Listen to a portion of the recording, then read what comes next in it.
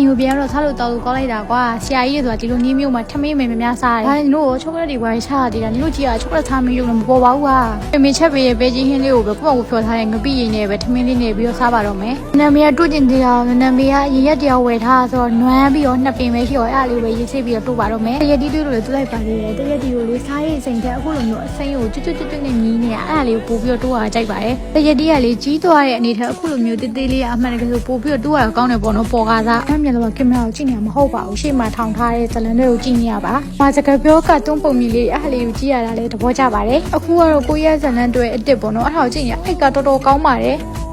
အိုင်ကိုပိုင်ပဲကျွန်တော်အခုကြည့်နေတာအပိုင်း9ကိုရောက်သွားပါပြီ။အိုက်တက်မာတွေပဲမင်းသမီးရတည့်ရဆိုပြီးတော့ကွာမင်းသားအဲ့ဒါကိုဘယ်လိုပြောမလဲအမှုလိုက်ပြီးတော့စစ်ဆောင်ခံရတာပေါ့နော်။မင်းသမီးကိုတော်တော်လေးသဘောကျတယ်။မင်းသမီးကအသက်ကြီးပြီထင်တယ်ဒါပေမဲ့အသက်ကြီးပဲမဲ့ဆောင်းရမ်းကြိုက် sorry ဆောက်လို့မပြောအစကားမရိုင်းနဲ့နော်။ဒီနေ့လည်းချောကလက်မစားဘူး။မနေ့ကတော့လည်းချောကလက်မစားဘူး။မနေ့ရက်တစ်နှစ်တော့လည်းချောကလက်မစားဘူး။ဟိုးရှိနေတယ်တော့လည်းချောကလက်မစားဘူး။မင်းစားလို့ပြီးတော့ပါပြီတတ